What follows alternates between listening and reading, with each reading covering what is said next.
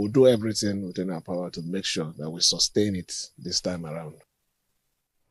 Now, joining us from Port Harcourt is Ankyo Briggs. She's Niger Delta human rights activist and a member of the Rivers State Elders Forum. Thank you very much for joining us on Newsnight tonight. Good to see you.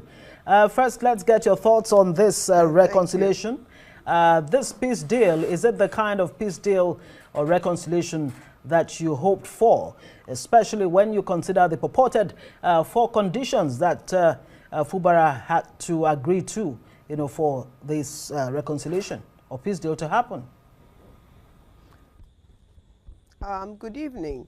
The truth of the matter is that this is not the first time that the president has come into the political crisis in Rivers State. So that, for me, is a caution. Number 2, the fact that we don't actually have the content of what has been agreed to, we cannot speculate. The issue of Rivers State is too huge and too critical to Nigeria as a nation for us to leave it to speculation. And that means that the governor of Rivers State, Sasemela Fubara, and the FCT minister have to realize that the development and the future and the people of Rivers State is not about a political family. It is not about a godfather and a godson. It is about the people of Rivers State. And if it is about the people of Rivers State, then the people of Rivers State should be made aware of what they have agreed to. Because if it is not in the interest of Rivers State, the development of Rivers State, the security of Rivers State, and if it is only about who is going to win election in Rivers State in 2027 and who cannot run or who can run for the governorship of Rivers State, then I'm afraid that this also will crash at some point, because the people of Rivers State will have the last say. I believe that it is about time that the president truly listens to the people of Rivers State. At no time has the president made this about the people of Rivers State. The president has made it about a political issue, about a political family that he, the president, does not belong to. The president is the leader of the APC. And this crisis in Rivers State, this political crisis in Rivers State, is about the PDP. I heard the video, or I watched the video. I heard what the FCT minister said, that peace has returned to Rivers State. It is the peace of a graveyard. As long as the people of Rivers State are not aware of what both himself and the elected governor have agreed to, this is very critical. And the fact that the governor have recognized by his own speech that the leaders of Rivers State, the people that attended the meeting with the president of Nigeria yesterday, are not the only leaders of Rivers State. They are some leaders of the PDP political party. So really, the people of Rivers State have been thrown under the bus once again by the attempt of the president in the desire, if you like, to make sure that Rivers State is captured by a handful of both Rivers sons and daughters. But in this case, I saw no woman in that picture. If you look at the picture that we all saw this morning, you can see very clearly that there is something very seriously unacceptable about the capture of the picture. You saw a governor of a state that has been suspended all by himself, and then you saw the gladiators that he has been fighting, some of the gladiators that have actually thrown Rivers State under the bus because of their political and power interest in Rivers State and in the PDP party as a whole and in Nigeria. For me, as a daughter of Rivers State, that is a warning sign that if anybody thinks and believes that because of the picturing we saw yesterday, that everything is okay in Rivers State and everything has gone back to normal. No, all it has done is that it has gone back to where it was before the crisis started in Rivers State. And really, Rivers State people should and will have the last say on what will happen in Rivers State. Very well said, Ankyo Briggs. You've covered a lot of grounds, but I just wanted to ask you, because it is said that in politics there are no permanent enemies or permanent friends, but just permanent interests. Do you think that this episode has taught any lessons either for the political elite or even the Rivers people you champion for tonight? I mean, given the power of hindsight, one has to ask, was it worth it?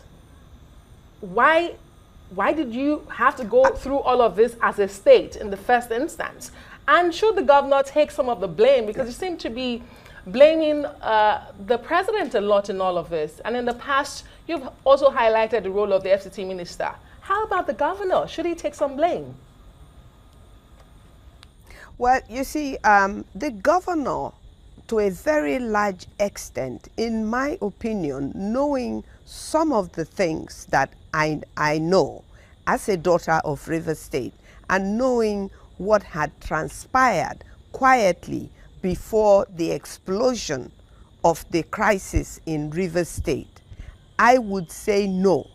But looking at it today, looking back from where we have come in 2003 October and coming all the way up to like almost 1.5 years literally into we're into the second tenure of what should have been the second a second year of his first tenure. So for us to feel tonight that since yesterday, you won't believe the amount of calls that I have received and the feelings that people are expressing. And the feelings is that they have been thrown under the bus. Now, when it comes to the governor, you see, this is why I have always advocated that I see no need, no reason for Nigeria to continue to have this system of governance where there is a godfather. What do we mean by political godfather? If you have been fortunate to run a second tenure in a 4-year tenure and you can't go anymore, you should just move on. If you have anything to offer, the person or people that need what you have to offer will come to you. But to think that it is a right, whether you're a president or a governor of a state, for you to think that because you have governed the state, that therefore you have a right to continue to have a say when you are no longer the governor in the name of structure is unacceptable. And Rivers people are today a very critical example of that to all Nigerians. And the thing is that what has happened in Rivers State will happen to other states. Look at the way the sole administrator was appointed, and he already was in Rivers State in the government house before he was even sworn in. Now, that shows you that something is fundamentally wrong with the things we accept as government. And it is only the people, it is only you and I, and in this instance, the people of Rivers State. If the people of Rivers State decide to blame the governor, I can assure you that we will not shy away from blaming the governor. But right now, we're calling on the governor of Rivers State, Sasemela Fubara, to speak to the people of Rivers State. He is the governor we elected, and therefore we are holding him responsible for information. We're not even holding Wike responsible for information. He's not our governor. So we are holding him responsible for give us information that will give us the opportunity to make the right decision on our own behalf. When it comes to blaming him, we will blame him when the time comes. But for now, we want to hear what the terms of what is going to bring the peace that they are claiming is coming to Rivers State. How is that peace going to come? And how is it?